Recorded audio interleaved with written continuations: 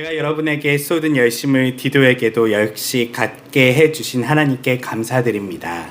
디도는 내 권유를 기쁘게 받아들였을 뿐만 아니라 많은 열정을 품고서 자진해서 여러분에게로 갔습니다. 우리는 디도와 함께 한 형제 한 사람을 그에게 딸려 보냈습니다. 그 형제는 복음을 전하는 일로 인해 모든 교회에서 크게 칭찬을 받은 사람입니다. 더구나 그 형제는 우리와 함께 구제연금을 갖고 예루살렘으로 가도록 여러 교회들에게 뽑혀 임명받은 사람입니다. 우리가 이 일을 하려는 것은 주님께 영광을 돌리고 또한 성도 간에 서로 도우려는 우리의 선한 뜻을 보여주기 위해서입니다. 우리가 이 많은 헌금을 맡아 관리하는 일에 있어 누구에게도 아무런 비난을 받지 않으려고 삼가 조심합니다. 우리는 주님 앞에서뿐만 아니라 사람들 앞에서도 이 일을 올바르게 처리하려고 애쓰습니다. 그들과 함께 우리는 또 다른 한 형제를 딸려 보냅니다. 우리는 여러 경험을 통해서 이 형제가 모든 일에 열성 있는 신실한 형제라는 것을 확인하였습니다. 지금 그 형제는 여러분을 굳게 신뢰하고 있으므로 더욱 열심을 내어 일할 것입니다. 교회에 말하자면 그는 나의 동료요 또한 여러분을 위해 나와 함께 일하는 동역자입니다. 그리고 그와 함께가 우리 형제들에게 말하자면 그들은 여러 교회를 대표하는 심부름꾼들이요 그리스도의 영광입니다. 아무쪼록 여러분은 그들에게 여러분의 사랑의 증거를 보여주십시오. 그리하면 여러분에 대한 우리의 자랑이 사실이라는 것을 여러 교회가 분명히 알게 될 것입니다. 아멘. 네, 오늘 말씀은 유명하거나 무명하거나 라는 말씀으로 하나님 말씀 함께 나누도록 하겠습니다. 지난주 우리는 고린도 교회에 바울이 예루살렘을 구제하는 일을 헌금을 다시 한번 부탁하는 것을 함께 보았습니다. 그래서 바울이 가르친 헌금의 자세가 총 3가지가 나와요. 기억나시나요? 네, 헌금은 어떻게 하라고 그랬죠? 첫 번째는 형편껏 네, 형편에 맞게 형편에 맞게 하는 건데요. 왜냐하면 사실 힘써 헌금할 때도 있죠. 허리띠를 졸라매야 될 때도 있지만 기본적인 마음가짐은 형편에 맞게 하라는 거예요. 이 형편에 맞게 하라는 거는 너무 과하게 하지도 말고 또 너무 적게도 하지 말고 자신의 형편에 맞게끔 다른 사람을 위한 자신의 어떤 또 하나님께서 주신 그 재정을 나누는 일에 그들이 늘 준비하는 마음으로 있어라라는 것이고요. 두 번째는 기쁜 마음으로 해요. 이것이 우리 한국교회에 많이 없다라고 했잖아요. 헌금을 할 때마다 우리는 지나치게 진지해지고 비장해져요. 하지만 헌금은 하나님께 감사의 표현을 하는 거잖아요. 우리 찬양할 때도 감사하면 기쁘잖아요. 여러분이 헌금할 때 그 마음이 동일하게 있으셔야 돼요. 하나님께 목소리로 드리는 것과 재정으로 드리는 것이 별반 다르지 않아요. 똑같은 감사가 우리 안에 흘러나와야 한다는 것을 바울이 이야기하고 있고요. 또한 마지막은 이 원리를 이야기하면서 구약을 얘기해요. 그 원리가 바로 평등이에요.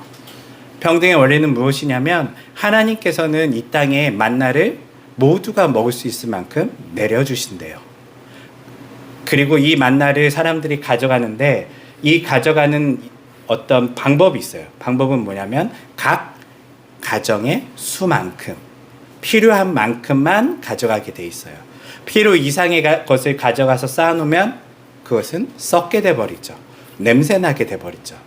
그래서 처음에는 아무래도 하나님 말씀을 잘 못 믿는 사람들은 더 가져갔지만 그것을 쌓아놓으면서 끊임없이 썩는 것을 보게 되고 냄새나는 것을 보는 사람들은 어떻게 행동할까요? 나는 더 많이 걷었어요. 그럼 어떻게 할까요? 썩기 전에 다른 이에게 빨리 갖다 줘야 돼요. 왜냐면요, 여러분들이 아마 기회가 되시면 지금 쉽지는 않을 텐데 지금 그쪽이 좀 분쟁 지역이라서 이집트 그 시내 광야에 가보시면요, 광야가 쫙 펼쳐져 있어요. 근데 시내 광야를 보면 우리의 머릿속의 상상, 우리 과거 그 십계라는 영화를 보면 이스라엘 백성들이 크게 쫙 평야에 진을 치고 있잖아요. 사막 가운데요. 근데 실제로는 가보시면 그렇게 넓은 평야가 없어요. 대부분은요, 그 산지예요. 우리로 치면 강원도 같은 곳인데 풀이 없고 다 돌로 된 산지예요. 거기에 어떤 사람들이 지금 살고 있냐면 광야에 나온 이스라엘 백성들이 수십만이 거기에 진을 치고 있는 거예요. 자, 하늘에서 만나가 내리고 있어요. 어떤 사람의 진은 산 중턱에 있고요. 어떤 사람의 진은 산 아래에 있어요. 어떤 사람이 빨리 만나를 잘 받을 수 있을까요? 왜 떨어지는 거는 산이가 조금 더 빠르니까 받을 수 있지만 산 위에 있는 사람은요, 이거 죽기가 쉽지가 않아요. 예, 조금 평평한 데 있는 사람들이 죽기 편하겠죠. 산 위에 있는 사람은 막 바위 올라가서 또 주워야 되고 또 주워야 되고 이런 상황인 거예요. 그러다 보면 아무래도 수고하는 것에 있어서 차이는 나게 돼 있어요. 그럼에도 이스라엘 백성들이 모두 다 이 음식을 충분히 먹었다는 것은 무엇을 얘기하냐면 더 많이, 더 빨리, 때로는 더 쉽게 그 만나를 가져갈 수 있는 사람들은 이제 그 만나를 누구에게 주기 시작했다고요? 다른 이들을 위해서 빨리 나눠줬다는 거예요. 야, 너 이거 못 받았지? 빨리 받아. 라고 줬다는 것이죠. 이것을 통하여 평등의 원칙을 하나님께서 알려줬어요. 그리고 이 평등의 원칙은 사실 교회를 넘어서 사실 이것은 국가와 전 세계에 하나님께서 주시는 아주 기본적인 원리거든요. 하나님께서는 이 땅에 먹을 것을 충분히 주세요. 이 땅에 많은 사람들에게 넘치도록 주실 정도로 많이 주세요. 그럼에도 불구하고 이 땅에 많은 사람들이 여전히 가난하고 배고프고 이런 이유는 뭘까요? 어떤 미련한 부자는 이렇게 얘기해요. 게을러서 가난하고 게을러서 부자가 못됐다고 하는데 맞을까요? 네. 물론 게으른 사람도 있어요. 네, 게으른 사람도 있긴 한데 그것이 중요한 이유는 아니에요. 부자는 앞서 얘기한 것처럼 좀 더 그것을 수고하기 좋은 위치와 더 나은 어떤 환경 속에서 자신이 살고 있었겠죠. 예를 들면 우리는 한국에 사니까 이 정도 살아요. 우리가 하루에 8시간씩 일하면 그래도 한국에서는 한 200만 원 정도의 돈을 받고 살지만 여러분들이 눈을 딱 떴어요. 태어난 곳이 아프리카예요. 눈을 딱 떴어요. 태어난 곳이 아주 몇백 킬로 살짝 빗나가고 북한에서 태어났어요.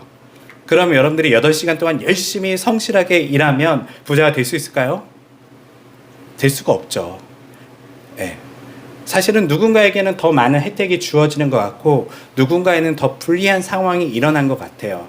그래서 사람들은 이렇게 얘기해요. 신은 불공평하다. 그런데 신이 불공평한 걸까요? 네. 신은요, 하나님께서는요, 저도 그게 처음에는 하나님께서 왜 저런 사람들에게는 이런 은혜와 혜택을 베푸시지 않으시지? 이런 생각을 했었는데요. 그것이 아니라 하나님께서는 이 만나를 이 땅에 내려주시는 일, 이 땅에 많은 어떤 부와 경제적인 것들을 내려주시는 일을 통하여 하나님께서 뭘 하기 원하냐면 우리가 그것을 가지고 동일하게 하나님처럼 나누는 것을, 다른 사람을 돕고 다른 사람을 돌보고 그 사람에게 사랑을 베푸는 것을 실천하기 원하셔서 어쩌면 그런 환경 속에 우리를 두신 것 같아요. 그래서 공상당하고는 많이 다르죠. 똑같이 주는 게 핵심이 아니에요.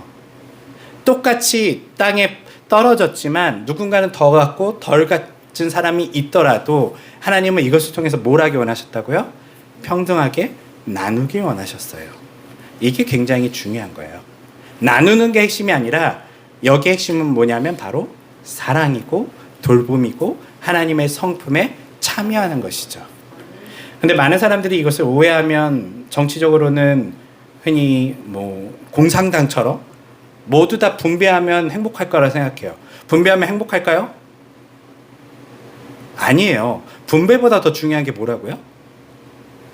분배를 하는 이유와 목적이에요. 사랑과 돌봄이 있을 때에 그 분배는 가치를 갖게 되고 감동을 주게 되는 것이죠. 이것이 하나님께서 우리들에게 주시는 재정의 어떠한 원칙과 모습이에요.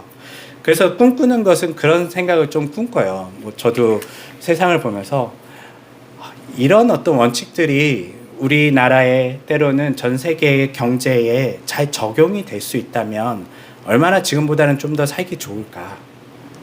더 많은 부를 가진 사람이 이 부는 사실 내가 노력한 것 이상의 부를 얻었다면 누군가에게 나눌 수 있는 그 마음의 여유, 그리고 그것을 통하여 여전히 하나님께서는 부자에게도 또한 가난한 사람들에게도 하나님께서는 만나를 내리신다는 것을 그 부자를 통해서 보여주기 원하시는 하나님의 뜻이 실천되면 얼마나 좋을까. 이것을 위해 국가의 어떤 법이 제정되고 어떤 이것을 통하여 그 국가의 사람들은 가난한 사람들은 사랑을 받고요. 돈을 받는 것뿐만 아니라요. 그리고 부유한 사람들은 자기 것을 내어놓음을 통하여 그 자신이 그 돈으로 인해서 더 오히려 부패하거나 냄새나거나 이런 것이 아니라 정말 건강하게 살아갈 수 있는 그런 사람이 될 수 있는 어떤 모습, 이 모습이 바로 오늘 바울이 이야기하는 만나의 법칙에서 나왔다는 거예요. 오늘은 마지막은 이 말씀을 이야기하면서 결국은 헌금을 누구에게 지금 요구하고 있는 거예요. 이 헌금 원칙을 이야기하면서요. 예, 고린도 교회 얘기하는 거거든요. 너희들이 부유하잖아요. 예, 너희들이 더 많이 갖고 있잖아요. 그 만나 계속 갖고 있으면 냄새 날 거야. 썩을 거야. 더 많이 다른 일을 위해서 너희가 구제했으면 좋겠어. 그래서 두 번째 지금 파송을 하는 거예요. 한 번 더 헌금을 걷기 위해서. 이번에 헌금을 걷는데 바울이 디도 혼자를 보내지 않는데요. 오늘 말씀해 보니까 총 디도 외에 2명의 형제가 나타나게 돼요. 오늘 말씀은 그렇게 어렵지는 않아요. 그래서 굉장히 좀 단순한 말씀이지만 바울이 이 사람들을 보낸 목적과 그리고 이 사람들은 누구인지 그리고 이 사람들이 누구인지를 우리가 찾음을 통하여 우리 삶에 어떠한 그것이 적용이 되는지에 대해서 조금 더 살펴보려고 해요. 먼저 바울이 가장 추천하는 사람 1호는 누굴까요? 당연히 디도입니다. 디도. 바울이 디도를 되게 좋아했나 봐요. 굉장히 신뢰했나 봐요. 디모데랑 디도처럼 이 두 형제는요, 바울이 자신의 자녀, 아들이라 말할 만큼 굉장히 마음에 큰 어떤 그에 대한 애착을 보여요. 그리고 이 디도를 다시 보낼 거래요. 쉽게 보면 디도는 바울의 대리자로서 그 고린도 교회에 다시 가서 헌금을 거둘 것이죠. 그러면서 이 디도에 대해서 한 번 더 칭찬하고 그들이 이 헌금 사역을 잘 마무리해 주기를 한 번 더 부탁하고 있어요. 디도는 우리가 앞서 말한 것처럼 나중에 크레타 섬에 목회자가 돼서 이제 삶을 살게 되는데요. 이러한 과정들을 통하여 한 사역자가 끊임없이 훈련되고 그리고 그가 어떻게 성장하는지를 또한 이 고린도 후서에서 볼 수 있는 거예요. 그 목회자는 어디서 시작되었는가라고 하면 바울이라는 어쩌면 위대한 선생님의 밑에서 그가 순종하면서 어려운 일들을 하나하나 해내가는 그런 어떤 모습들을 통하여 결국은 그도 바울처럼 한 교회의 리더가 돼서 선생님이 돼서 목양을 하는 모습을 보이게 되고요. 그리고 오늘 말씀해 보니까 두 형제가 나와요. 근데 이 두 형제는 약간 미스터리해요. 먼저 첫 번째 형제를 한번 볼게요. 첫 번째 형제의 이름은 누군가요? 못 찾으셨죠? 정답입니다. 이름이 없어요. 이름을 얘기하지 않아요. 저는 여기서 굉장히 좀 당황스러웠어요. 여러분 바울 서신에 보면 바울이요 자신 항상 편지의 마지막에 뭐 하냐면요, 사람들의 이름을 막 소개하면서 이 친구들에게 고맙다, 뭐 감사를 전하고 이런 일들을 해요. 그런데 오늘 말씀에는요 두 형제가 나오는데 이름을 얘기하지 않아요. 그리고 그 이름을 얘기하지 않은 한 형제를 먼저 살펴볼 텐데요. 그 형제를 보니까 뭐라고 얘기하냐면 18절에 함께 볼게요. 우리는 디도와 함께 형제 한 사람을 그에게 딸려 보냈습니다. 그 형제는 복음을 전하는 일로 인해 모든 교회에서 크게 칭찬을 받는 사람입니다. 이 형제가 하는 일이 뭐라고요? 네, 복음을 전하는 일을 하고 있대요. 그리고 이것을 잘 하고 있어서 교회에서 칭찬을 받는 사람이래요. 이 한 형제는 어쩌면 바울의 복음 전하는 사역처럼 이 형제도 그 사역을 같이 하면서 때로는 바울과 같이 있기도 하고 때로는 떨어져 있기도 하면서 그 복음 전하는 사역들을 했던 것으로 보여요. 그런데 보니까요, 바울이 잘 아는 사이 같나요? 잘 아는 사이 같은데 디도에 비해서, 그리고 뭐라고 했냐면 자기가 직접 얘기 안 해요. 이 형제 참 좋은 형제야 라고 하지 않고 지금 이 사람을 어떻게 칭찬하고 있죠? 다른 교회에서 칭찬하더라. 바울에 약간 건네들은 어떤 지금 상황처럼 보여요.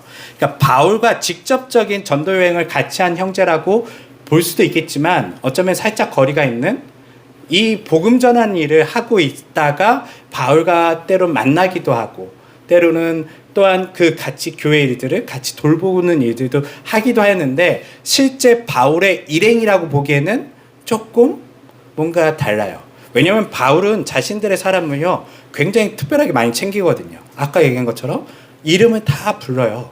그런데 이 형제는 이름을 부르지 않았어요. 그리고 또한 두 번째 형제가 나타납니다. 두 번째 형제는 22절 함께 볼게요. 그들과 함께 우리는 또 다른 한 형제를 딸려 보냅니다. 우리는 여러 경험을 통해서 이 형제가 모든 일에 열성이 있는 신실한 형제라는 것을 확인하였습니다.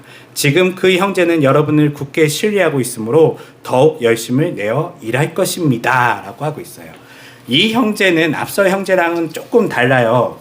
이 형제는 어떤 부분으로 칭찬받고 있죠? 네, 신실하고요. 그리고 굉장히 열심 있는 형제래요.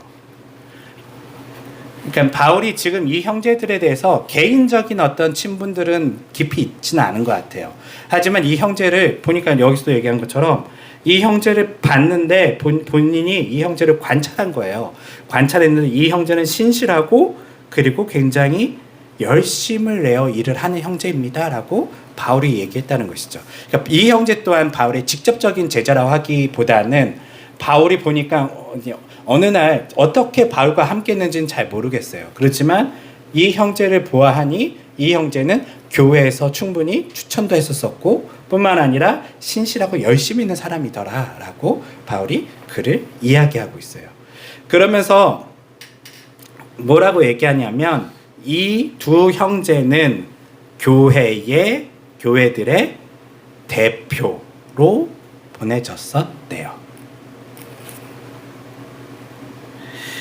23절 같이 읽어볼게요. 시작. 디도에 대해 말하자면 그는 나의 동료요 또한 여러분을 위하여 나와 함께 일하는 동역자입니다. 그리고 그와 함께 간 우리 형제들에 대해 말하자면 그들은 여러 교회를 대표하는 신부름꾼들이요 그리스도의 영광입니다. 네, 지금 차이가 보이시죠? 디도는 뭐라고 얘기해요? 디도는 자기 사람처럼 얘기해요. 그리고 이 두 형제는 뭐라고 얘기하고 있죠? 우리라는 단어를 쓰면서 직접적인 관계보다는 우리 중에 한 사람과 친할 수는 있겠죠. 하지만 바울과 직접적인 관계라기보다는 그래도 우리 일행 중에 들어와서 보았는데 이 형제들은 교회를 대표했던 형제들이라는 거예요. 교회를 대표했다는 말은 지금 바울이 세운 교회만 있는 게 아니라 당시에 바울이 세우지 않았던 교회들도 사실은 당시에 존재했었다는 얘기죠. 그 교회의 대표를 맡았던 사람들이 지금 바울에게 와 있는 거예요. 어떤 일을 하기 위해서요? 예루살렘을 돕는 헌금을 함께 하기 위해서 지금 이 사역자들이요 모임을 갖게 된 거예요. 이것을 통해서 당시를 조금 우리가 살펴보면 우리는 성경에서 유명한 사람만 기억이 나죠. 바울과 디모데 아니면 디도 이런 사람들이 당시 초대교회에 아볼로라든지 이런 사람들이 열심히 활동한 것은 알지만 당시에 이 지체들을 말고 또 다른 사람들이 존재했다는 것을 사실 이야기하고 있어요. 바울만 복음을 전한 것이 아니라 누구도 지금 복음을 전한 일을 하고 있었다고요? 앞서 말한 이름 모를 그 한 형제도 복음을 전하는 일들을 하고 있었고요. 또 한 형제는 교회 또한 대표로서 성실하고 굉장히 충실하게 신실하게 그 일들을 했던 모습들을 보면서 지금 사실 초대교회에 대한 그림이 우리는 바울 중심으로만 그것을 보고 있지만요. 실제로는 바울만 그 당시에 활동한 사람들이 아니라요. 바울 이외에도 수많은 사역자들이 당시에 활동했다는 것을 볼 수 있어요. 이것을 통하여 우리가 좀 볼 수 있는 건 뭐냐면요. 먼저 이 사람들이 지금 바울 일행과 같이 함께하게 된 것은 아까 얘기한 것처럼 예루살렘 교회를 돕기 위해서 지금 모인 거잖아요. 다른 말로 하면 각각의 교회들을 담당하고 있는 대표들이 있고 이 대표들이 때로는 전체 교회 일들을 같이 해결하기 위해서 모이기도 하고 흩어지기도 하는 그런 일들을 하고 있었다는 것을 오늘 이 말씀을 통해 좀 볼 수 있는데요. 그리고 이것을 하기 위해서는 그 교회에서 사람을 대표해서 보냈다라고 얘기를 해요. 대표해서 보낸 사람이면 이 사람들은 어떤 사람일까요? 예, 믿을 수 있는 사람들이고 사실은 여러분 바울도 우리는 바울 하지만 바울은 어느 교회에서 대표로 뽑아서 보낸 사람이죠? 처음 바울을 파송한 교회가 있잖아요. 복음 전한 일에 당신이 힘쓰십시오. 우리는 교회의 일을 열심히 지금 교회를 돌보겠습니다라고 했던 교회가 있어요. 그래서 바울과 바나바를 파송했던 교회. 이렇게 당황한 얼굴로 저를 쳐다보시면 그거는 우리가 상식적으로 아셔야죠. 아니죠. 예루살렘 교회는 바울을 굉장히 싫어해요. 바울 어느 교회에서 파송한 선교사예요? 어느 교회 대표예요? 아니요. 고린도 교회는 바울이 세웠고요. 바울을 보낸 교회. 초대교회에 있어서 굉장히 중심축이 되는 교회 중에 하나예요. 사실은 이 교회의 사역, 엄밀히 얘기하면 당시 바울의 사역은요. 바울의 사역이라고 얘기할 수 있지만 이 교회가 당시 어떻게 복음 사역을 전개하였는가를 바울이라는 사람을 통해서 보고 있는 거거든요. 이 교회가 누구예요? 네, 바나바가 같이 있었던 교회. 지금 터키 지역에 있는 교회. 여기는 지금 지도가 없겠구나. 안시. 안디옥 교회요? 그렇죠. 안디옥 교회죠. 왜 처음 들으신 것처럼 놀라세요? 안디옥 교회요. 안디옥 교회에서 원래 바나바가 안디옥 교회 사람이에요. 바나바는 안디옥 교회 사람이고 바울은 당시 바울은 다소에 있는 사람이었죠. 그런데 바나바가 아무래도 자신은 이름에 있는 것처럼 당시 그 그리스 로마 지역에서 활동했던 사람이에요. 그래서 자신과 또 말이 잘 통하는 바울을 부른 거예요.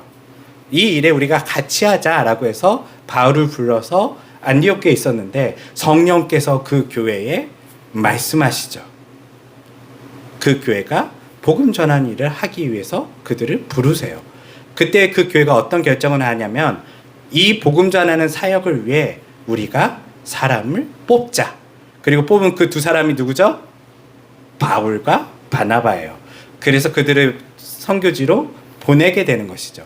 이런 식으로 당시 교회들이요. 안디옥 교회처럼 자신들을 대표해서 사람을 뽑아서 때로는 바울처럼 복음 전하는 일, 아까 먼저 첫 번째 형제죠.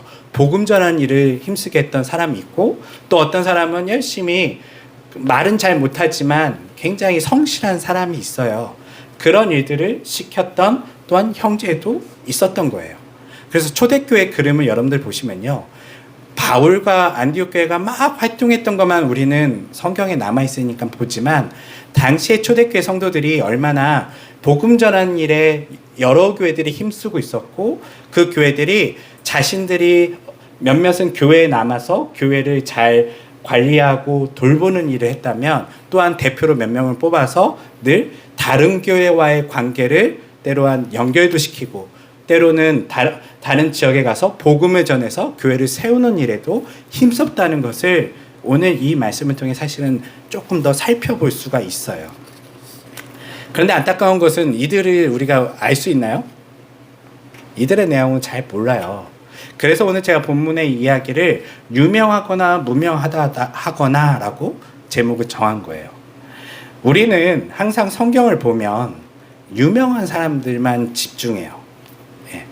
그래서 성경에 나오는 수많은 유명한 위인들을 생각하면서 나도 그처럼 살아봐야 되겠다 라고 생각을 하지만 그렇게 살아가려고 노력하시면 우리한테는 어떤 마음이 생길까요? 여러분들 유명하신가요? 네. 저도 뭐 아직 구독자가 100명이 안 되는 100명이 안 되는 유튜브를 하고 있는데요. 자, 유명하지 않아요, 우리는요. 네. 물론 우리 마음속 깊은 곳에는 누군가 나를 더 많이 알았으면 좋겠고 유명해지고 싶은 마음도 있어요. 그리고 앞서 얘기한 것처럼 그러한 유명한 사람들을 바라보면서 우리는 그 유명한 사람처럼 되고 싶어요. 근데 실제로 세상은요, 유명한 사람들이 만들어가는 게 아니라요, 사실은 이름 모를 무명한 사람들이 움직이고 있었다는 것을 우리는 자꾸 잊고 있다는 거예요. 바울이 놀라운 사역을 할 수 있었던 힘은 어디서 왔습니까? 라고 하면 앞서 얘기한 것처럼 안디옥에 있는 교회 성도들이 그를 후원하고 도왔기 때문이죠. 안디옥 교회에 있는 사람들은 여러분들 이름을 기억하시나요? 못해요. 하지만 우린 바울만은 알죠. 근데 바울이 그 사역을 하는 데 있어서 누가 필요했다고요? 안디옥 교회 성도들이 필요했고요. 때로는 지금 오늘 고린도 교회 성도들이 필요하기도 해요. 그들 모두 자신의 것을 때로는 허리띠를 졸라매서 헌금도 하고 때로는 그 선교 사역을 위해서 열심히 자신들의 나름대로 굉장히 성실하게 그 일들을 함께 했다는 것을 우리는 성경에서 보았지만 우리는 항상 누구만을 주목하고 있죠? 바울과 이름 있는 사람들을 주목하고 있다는 거예요. 거기서 오는 신앙생활의 갭이 있어요. 제가 늘 바울의 스토리를 막 이야기하는 건요, 여러분들이 바울처럼 될 수 없다는 것을 또한 증언하기도 하는 거예요. 바울이 왜 이렇게 미친 듯이 복음을 전했을까요? 제가 늘 얘기하잖아요. 뭐 때문에?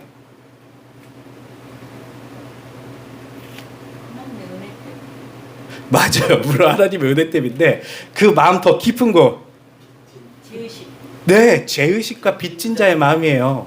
내가 그리스도인들을 죽였는데, 내가 생각해 보세요. 그 스데반 같은 집사를 죽일 때 스데반이 얼굴에서 빛이 나요. 자기를 쳐 때리는 사람들을 향해서요, 한 번도 인상 쓰거나 그들에게 욕을 하지 않고요, 스데반이 예수님처럼 죽어요. 그들의 죄에 대해서 그들이 모른다는 것을 이야기하면서 그들을 용서하면서 죽어가요. 그 사건을 바울이 봤단 말이에요. 그리고 나서 바울이 나중에 성경이 쓰일 때 보니까 왜 이 스데반 사건과 바울을 연관 지었냐면 특별히 이 사도행전을 쓴 사람이 누구죠? 누가 썼죠? 사도행전을? 누가가 썼어요. 누가 썼냐면 누가가 썼어요. 네. 그래서 이거 또 까먹으셨네 다들. 자, 누가복음은 바울에게는 바울과 아주 친밀했던 사람들이 있어요. 그 중에 한 사람이 바로 누가예요. 누가는 바울의 사역을 잘 보고 뿐만 아니라 누가는 당시에 의사라고도 불렸죠. 의사라면 우리 같은 의사는 좀 아닐 수도 있어요. 당시에 조금 더 배운 지식이 있고 세상 어떤 자연에 대한, 생물에 대한 어떤 지식이 좀 더 많은 사람일 수도 있겠죠.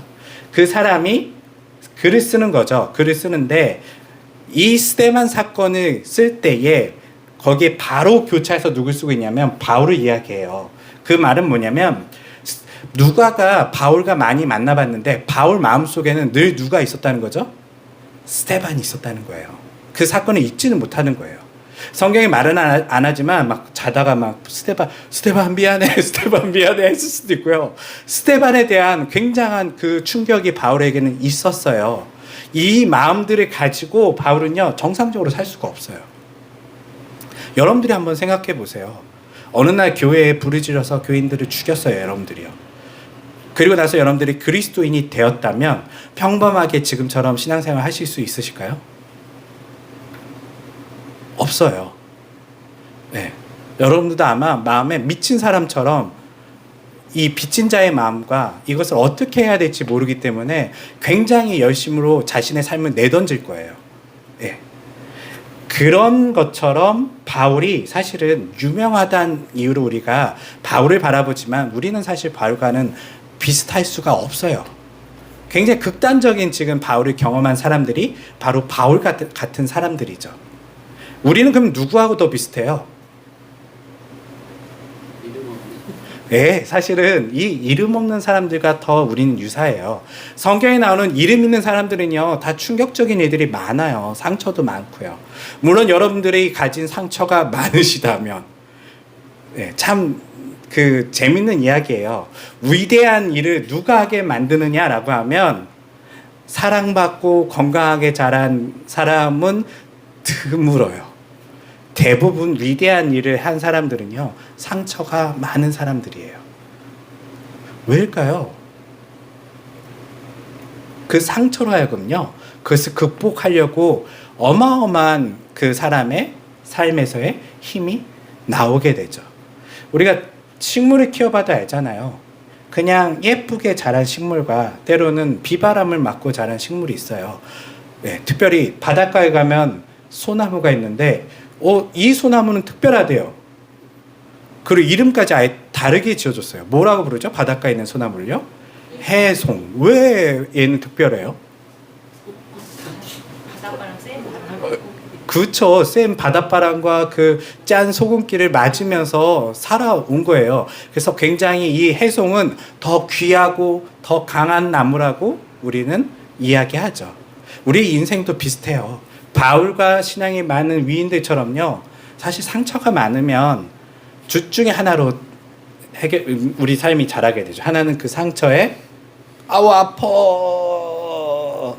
가버리거나 아니면 그 상처를 딛고 버티고 해송처럼 거기서 살아감을 통하여 더 튼튼하고 강한 사람이 되어줄 수도 있겠죠. 믿음의 사람들을 보면 사실은 이 후자에 가까워요. 다 상처가 많은 사람들이에요. 특별히 상처가 없는 것 같은 유명한 사람 있잖아요. 여러분들이 아는 상처가 없는 사람 누가 있을까요? 성경에. 예수님만큼 상처가 많으신 분이 없으시죠. 오죽했으면 여기까지 내려오셨겠어요. 네. 예수님 오자마자 상처 심각하잖아요. 오자마자 죽이려고 그러고 크리스마스가 그렇게 행복한 날이 아니었잖아요. 자, 상처가 없는 사람 기억나는 사람 있으신가요? 성경 속에서 꽃길만 걸었던 사람 기억 안 나시죠? 없어요. 사실은요. 거의요. 기억이 안 날 만큼 없어요. 다 대부분은요. 특별히 한번 생각해 볼게요. 누가 있을까요? 유명한 사람. 다윗이 있죠. 다윗은 어떤 상처가 있죠? 쫓겨졌던 왕사님.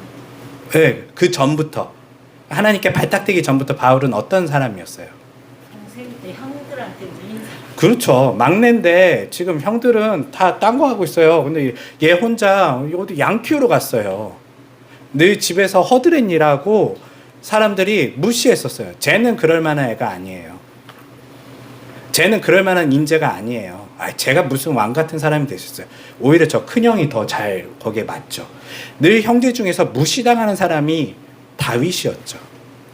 그 사람이 나중에 막내가 최고의 리더가 돼요. 상처 많은 막내가요. 또 누가 있을까요? 솔로몬은 집안이 아주 그냥 끝장이죠. 상처 정도가 아니라 솔로몬은요, 엄마가 있는데 엄마가 원래 아빠가 있었대요. 근데 그 아빠를 죽인 사람이 다윗이고 그 살인범의 아들이 나래요. 엄밀히 얘기하면 강간범의 자식으로 살았던 사람이 솔로몬이에요. 이보다 더 큰 상처가 있을까요? 여러분들의 부모가 그 정도 범죄자는 아니시잖아요. 솔로몬은 그 그 눈빛을 늘 왕국 안에서 받으면서 저 죄의 원흉이라고 아마 봤겠죠. 쟤는 적통을 떠나서 다윗이 범지하에서 낳은 자식, 이렇게 생각했겠죠. 수많은 사실은 성경의 인물들이요, 이렇게 한번 잘 살펴보면요, 상처투성이에요. 그런데 우리는 사실 그 정도의 상처가 물론 있으신 분이 있을 수도 있고 없을 수도 있지만, 대부분은 그렇게 극단적인 상처보다는 그냥 작은 상처들을 많이 가지고 있죠. 평범한 상처들이죠. 이런 사람들이 사실은 성경에 자세히 나오진 않지만요, 이런 사람들이 위대한 일에 함께 동참해 가고 있다는 것은 성경에서 증언하고 있어요. 그래서 우리는 위대한 어떤 이름 있는 사람들을 따라가려고 하는데, 이름 있는 사람들 따라갈 수가 있어요? 없어요. 저도 사실은 되게 이렇게 모델을 삼고 잘 따라가는 스타일이거든요. 성경의 인물들을 제가 그들처럼 살고 싶었는데요, 안 되더라고요. 안 되는 이유는 앞서 얘기한 것처럼 살아온 배경이 달라요. 예. 그러면 우리 같은 사람들은 어떻게 살아야 될까요? 뭘 모델로 삼아야 될까요? 물론 성경에 있는 이름 있는 사람들의 한 모습들을 우리가 배울 필요가 있지만, 대부분 우리 같은 사람들은요, 이름 없는 성경의 사람들이 우리의 모습에 더 유사해요. 바울을 도왔던 안디옥 교회 성도들 중에 한 명이 여러분이 같은 사람들일 수 있고요. 고린도 교회처럼 때로는 분쟁도 하고 서로 시끄럽기도 했었고, 나름 잘 해보려다가 서로 교회가 막 깨질 것 같은 어떤 상황까지 일어났던 그 교회 성도들이 바로 우리들의 모습일 수도 있고요. 또 오늘 말씀에 있는 것처럼 좀 바울이 좀 저는 서운해요. 그래도 이 두 명의 형제는 이름을 좀 불러줬어야 되는데, 이름 알았을 텐데 왜 얘기 안 했을까? 그 정도로 사실은 좀 뭔가 그렇게까지 마음을 안 가졌나? 뭐 이런 생각이 들기도 하고, 이름을 불러줬으면 너무 좋겠지만 오히려 이름을 불러주지 않아서 이 이름 없는 두 형제의 모습이 때로는 우리들의 모습에 더 유사하다는 것이죠. 우리는 성경 속의 이런 인물들을 통하여 늘 사실은 성경을 보면서도 똑같이 자존감이 높아지기보다는 늘 낮아지게 돼요. 나는 저렇게 살지 못하는데, 나는 저렇게 위대한 사역자가 될 수 없는데. 그렇지만 하나님께서는요, 이 위대한 사역자들을 누가 만들었다고 얘기하죠? 이름 없는 사람들이 만들어갔다는 거예요. 유명한 사람들만 세상을 만들어가는 게 아니에요. 우리처럼 이름 없고 때로는 대단하지 않은 사람들도요, 교회의 역사를 함께하고 있다는 거예요. 특별히 이러한 모습을 통하여 우리는 무엇을 생각해야 되냐면, 늘 성경 속에 있는 유명한 사람들만 보면서 마음속에 어떤 나는 저렇게 살지 못하는 데가 아니라 나도 저렇게 살 수 있어 라고 하는 그 무명의 성도들을 여러분들이 바라보시면서 여러분들도 헌신할 수 있고, 여러분들도 선교할 수 있고, 때로는 바울과 같은 위대한 사람을 만들어낼 수 있는 놀라운 사람들이라는 것을 기억하셨으면 좋을 것 같아요. 고린도 교회의 유명한 사람 여러분들 성도들 아세요? 모르죠? 하지만 고린도 교회가 나중에 누구를 만들어냈다고요? 디도라는 유명한 사역자를요, 고린도 교회가 함께 품고 있다가 그를 또한 보냄을 통하여 그가 크레타 섬에 또한 위대한 사역자가 되었다는 것을 우리가 알고 있다는 거예요. 이런 것을 보면서 우리의 삶에 유명하거나 무명하거나 우리가 다른 사람의 사역에 집중하는 것이 아니라, 하나님께서 나에게 맡겨주신 일이 무엇일까? 내가 할 수 있는 것에 순종하면서, 내가 유명해지기보다는 유명해지지 않던 나에게 맡겨진 일에 늘 하나님께 충성과 순종으로 또 하나님의 놀라운 그 사역에 동참하시기를 주님의 이름으로 축원합니다. 기도하겠습니다.